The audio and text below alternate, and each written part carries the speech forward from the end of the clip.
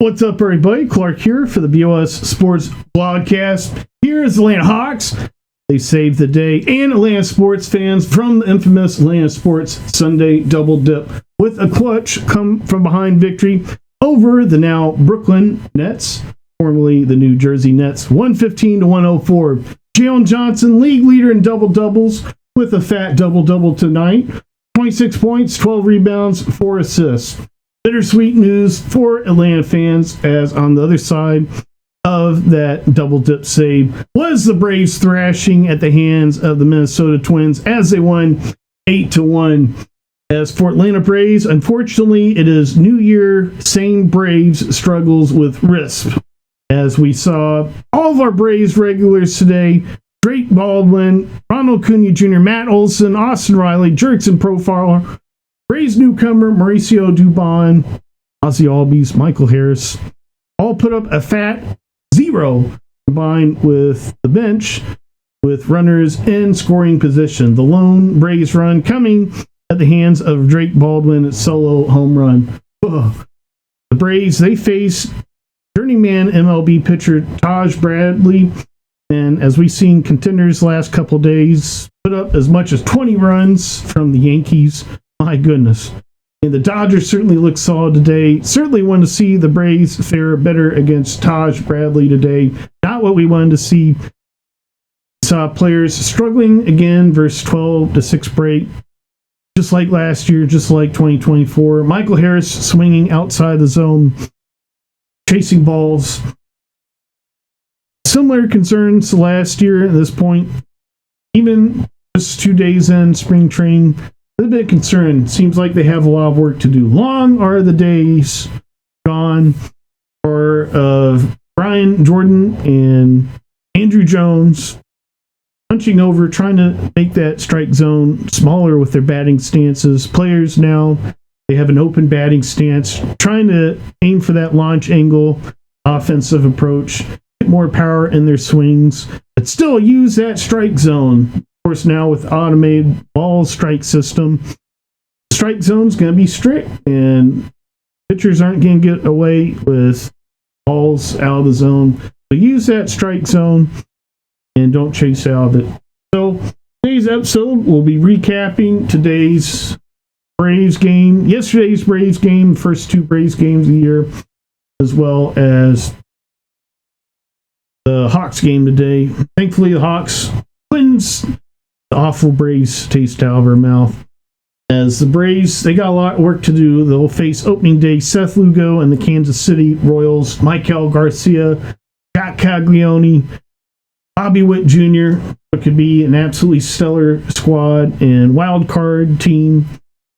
Potential there for that Royals, 80-something wins, solid high 80-win team. Likely are this 2026 Royals team. We'll see first series of the season for the Braves. So today, tough one today. Braves can't catch a break. Need the front office to make some moves and get the city to believe in something. Well, that time for that is over, unfortunately. The Losters are locking up. We're seeing teams like Nationals really liking their squad, even after making that trade with the Rangers in the offseason. Marlins, they're struggling quite a bit today. We saw their regulars, Xander Edwards and crew, we struggle at the plate today, so that'll be an interesting team to watch. Of course, the Nationals, they absolutely teed off against Sandy Alcantara. Their star young third baseman, blanking on his name right now, posted about him a couple times today. He had 2-run home today.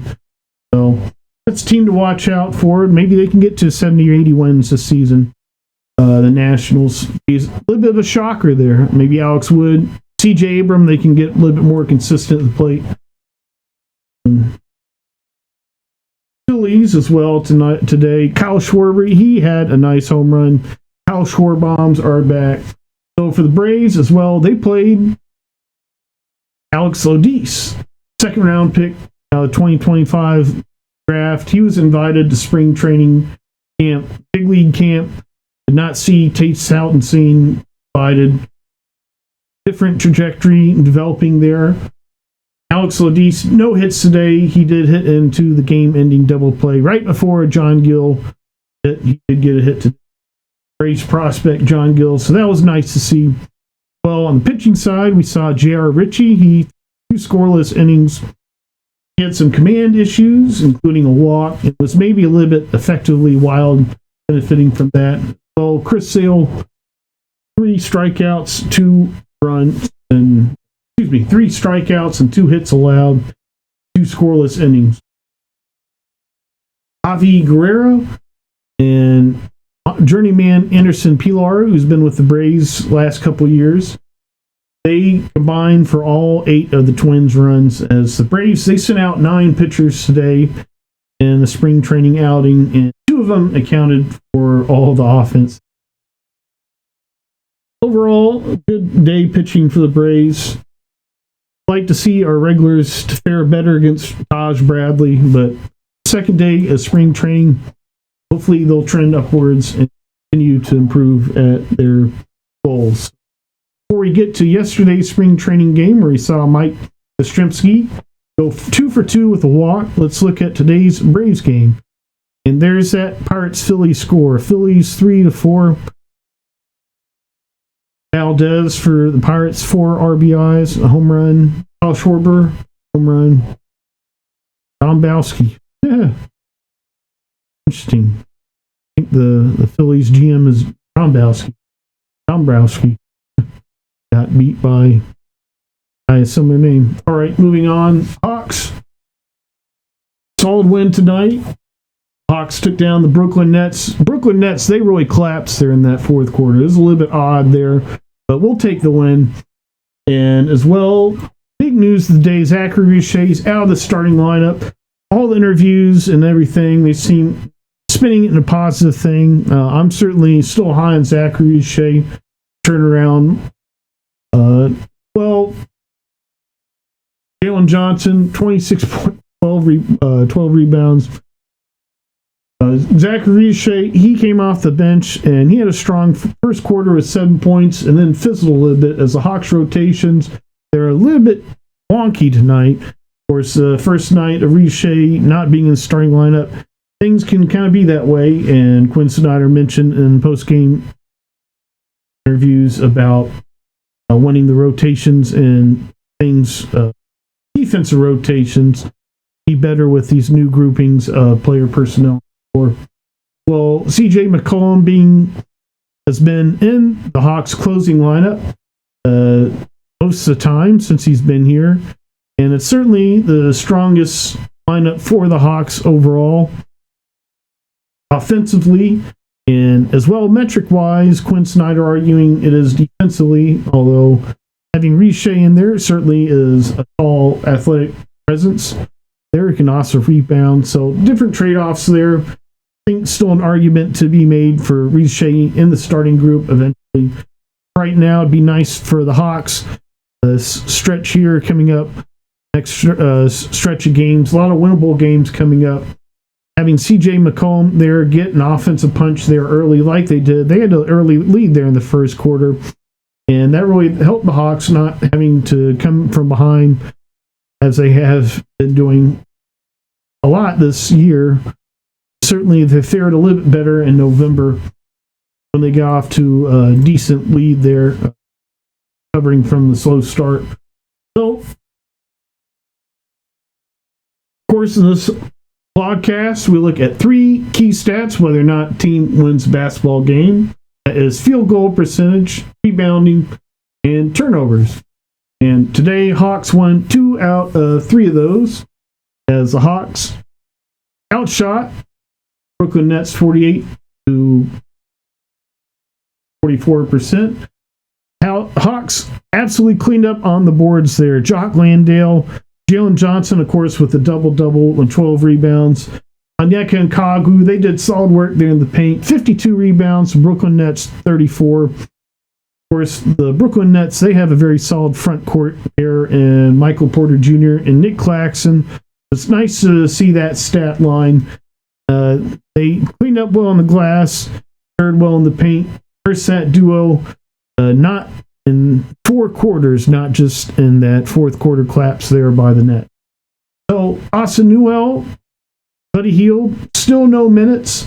like to see them incorporate in somehow, get some minutes at some point, see what they can do, how they can contribute to this new Hawks team that's unfolding. Mo Gay's getting a lot of minutes lately, much deserved minutes. He put on, become much more athletic, put on a lot of muscle, and sturdy force there for the Hawks to paint off the bench for the Hawks front court. Mo Gay, he had 10 minutes today, no rebound, so he's not a part of that great rebounding effort. Dyson Daniels, nearly double-double with 10 rebounds. Corey Kispert, 13 minutes off the bench, 9 points. Perfect from three-point land, 1 for 1. CJ McCollum, 16 points in his starting debut for Atlanta Hawks. 16 points, 8 rebounds, 4 assists, 1 steal, and 32. Jock Landale, 16 minutes, 17 points, 6 rebounds, highly efficient by Jock Landale. Zachary Riche, he played 20 minutes, so a little bit of a downtick in minutes for Riche. He had all 7 of his points in that first quarter, and from there on out, struggled a little bit. No top scorers for the Nets. Nick Claxton, 15 points, 8 rebounds. Michael Porter Jr., 18 points, 7 rebounds. Igor Heman, 13 points, 4 rebounds, 4 assists. Noah Clowney, 12 points, 5 rebounds. Nolan Traore, 7 points, 1 rebound. So a couple other games going on in the league. Same time as the Hawks. Had Thunder Cavs, Bucks Raptors. Chet Holmgren, nice double-double, 17 points, 15 rebounds. Asen Wallace, Keaton Wallace's brother, absolutely cleaning up there. And huge force, huge factor for contender Oklahoma City Thunder. He had a nice double-double this afternoon, 20 points, 10 assists, 3 steals. He's always a force there on defense. Asen Wallace. Jalen Johnson, he had 4 turnovers today. Got to clean up there, especially not being primary ball handler. Well, moving on, we have Braves game yesterday. 5-1, a nice victory for spring training debut. Great day for Braves newcomer Mike Yastrzemski. 2 for 2 from the plate with a walk. Carlos Carrasco, he had a clean outing, but showing signs of concern to worry about. Continue to track how he does rest of spring training. Be hard to argue against him being in the Braves opening day roster. Tough that sounds if he has a very low ERA this spring. Jonah Heim struggled at the plate yesterday, but he called a great game, including a nice moment with Hayden Harris, where they had runners in traffic, base runners on, got out of that jam there. Get to that in just a second. I believe I have that notated in the notes here. Mike Yastrzemski, 2 for 2 day, including a 423-foot home run, his first spring training at bat for the Braves. Ben Gamble as well had a solo home run, interesting for the Braves. Off Andrew Wantz, who last pitched in the majors 2024. Braves saw a lot of Rays. They like to try out a lot of pitchers, try to find lightning in a bottle, and they often do. They have a great development program.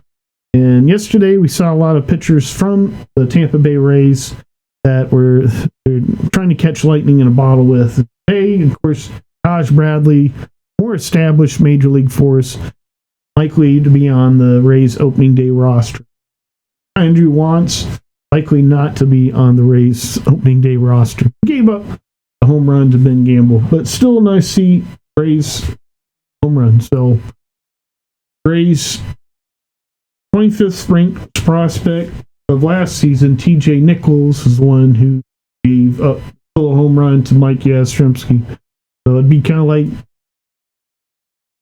Carter Holton of the Braves, I guess, giving up a home run in training. Don't believe he's in Major League camp. Braves are pretty packed with tryout. Room is a little bit limited. Let's see. Dylan Dodd, he had a decent outing. Throwing mid-90s sinkers. That's something that could be something later on. Might be a factor out of the Braves bullpen here going into 2026. Hayden Harris, aforementioned, he struggled when he went in, got a pop out after 16 pitches, mound visit by Braves catcher Jonah Heim. Called a good game yesterday. 2 strikeouts later, Hayden Harris got out of the 2 runners on, no outs jam. Eli White, he got a hit as he often has a hot spring training for the Braves. Luke Williams, 0 for 3 day for the Braves. He's back. Kyle Farmer, newcomer to the Braves, he might factor in. Ha-Seong Kim hurt to start the season. Sean Murphy hurt to start the season.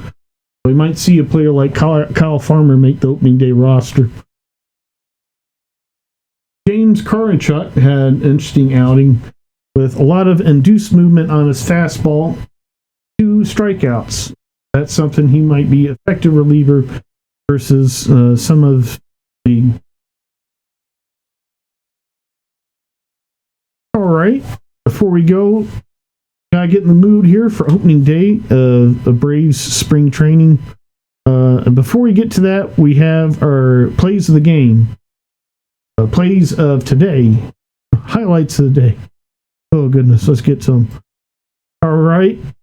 That's Corey Kispert getting up there. Shades of Brent Berry. Onyeka Nkagu. He posterizes Nick Claxton. Drake Baldwin. His solo home run of the day. A lone highlight. Ronald Acuna Jr. nearly had a highlight, but fortunately did not. So there we go. A couple dunks and a home run. Onyeka Nkagu, absolute poster on Nick Claxton. Don't have a bunch of angles of that, unfortunately. All right. We got to get in the mood for opening day. So take it back to a Braves, a BOS Sports favorite segment of trip to Philadelphia here. So here we go, back from August 30th. My trip to Philadelphia, seeing Phillies, Braves, August 30th, a game which the Braves won 7-2. 6-pitch, Joe Jimenez to Bryce Harper here. The bottom of the 8th inning, 1-2 pitch, fouled off, 87-mile-an-hour slider. Bryce Harper had a 10-pitch at-bat. We're really going to miss Joe Jimenez in 2025. Of course, he was announced last fall, being announced out for the year. Here comes a 7-pitch, 2-2.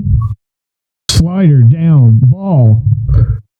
And here comes the 8th pitch to Bryce Harper. Joe Jimenez in 2024 had a 2.62 ERA, a sub-1 whip with 0.99, and 6...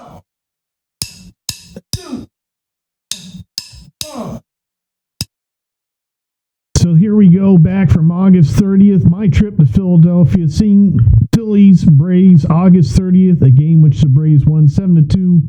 6-pitch, Joe Jimenez to Bryce Harper here. The bottom of the 8th inning, 1-2 pitch, fouled off, 87-mile-an-hour slider. Bryce Harper had a 10-pitch at-bat. We're really going to miss Joe Jimenez in 2025. Of course, he was announced last fall, being announced out for the year. Here comes a 7-pitch, 2-2. Slider down, ball.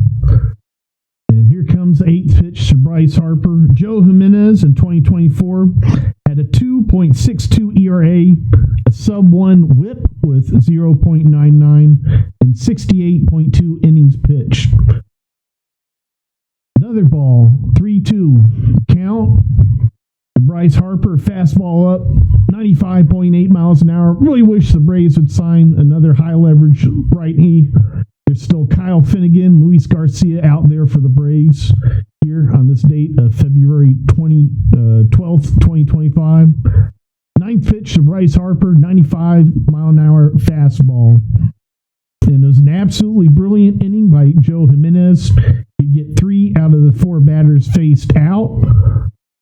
Including, there's, I believe, a fan ran on the field.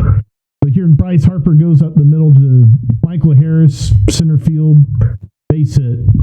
But here's another video from that night. Interesting thing that the Phillies did. They had an Elvis entertainer there. Don't have much comments for this.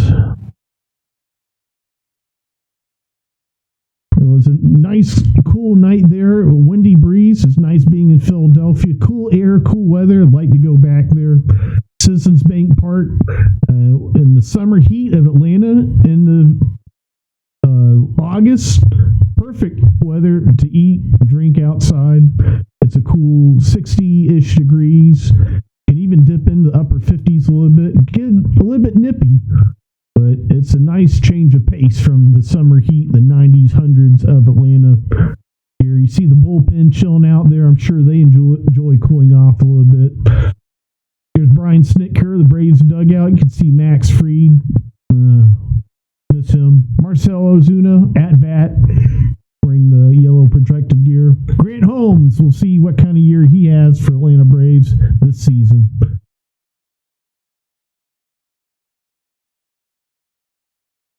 And here's some pictures from April. And here's AJ Smith's shopper from 2023. We'll see if he continues to grow. He's been really growing athletically. Ronald Acuna Jr., hope he comes back strong this year. So here we go. Dodgers Braves, September 16th. Had to go. Tickets were inexpensive. Shohei Ohtani, Max Fried. Hits it up the middle. Whit Merrifield comes home.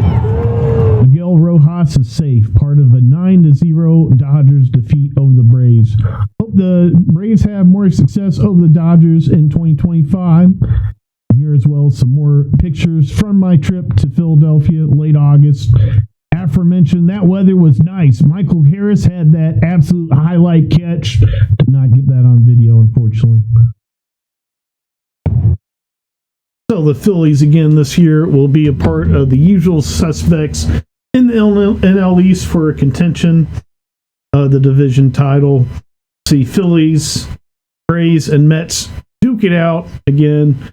Nationals, they might slip in the conversation if a team has an absolute implosion like the Braves had last couple of years with injuries. I could see the Nationals getting up there to an 80-win total if things go completely right for them. Trending upwards there, although James Wood, he certainly fell off a cliff second half of last year, so see if he starts out the year strong and keeps up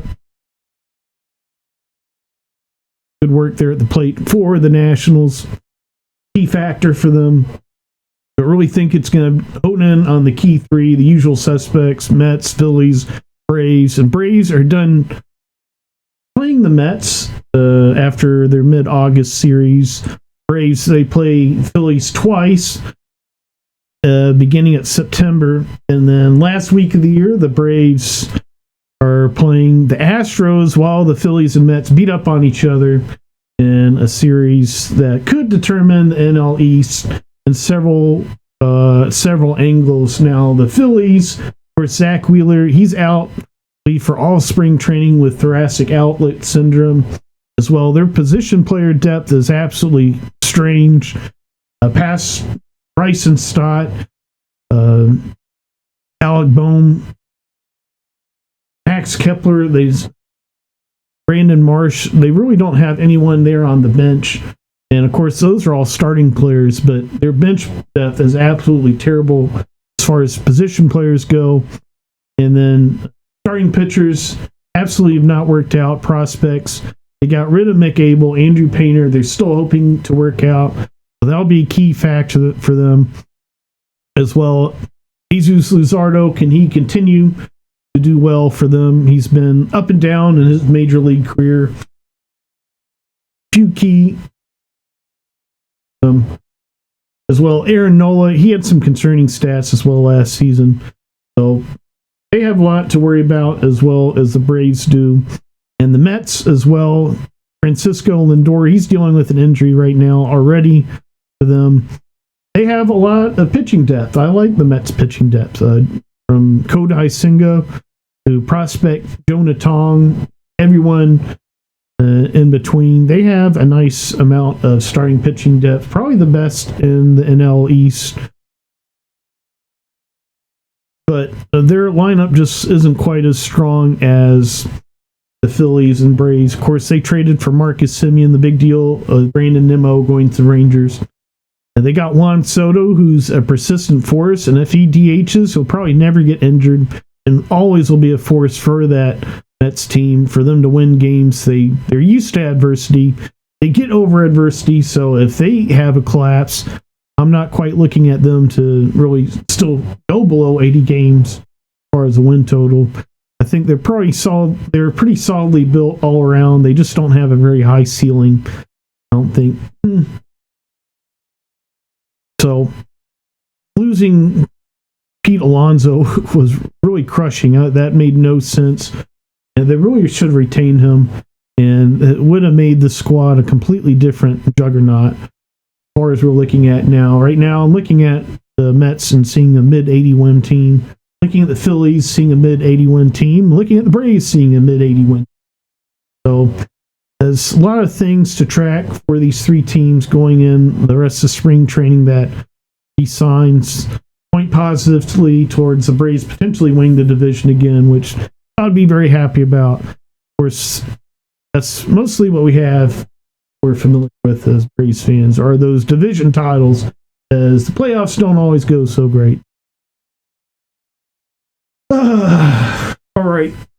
The next BOS Sports Blogcast will be next weekend. Be sure to stream previous episodes, BOS Sports Blogcast, often relevant information, those that apply to current day, as my takes often age well. And so, as well, listen to BOS Sports Bar of Soap. Listen to Bar of Soap music on your favorite streaming platform. And we'll see you soon. Next episode.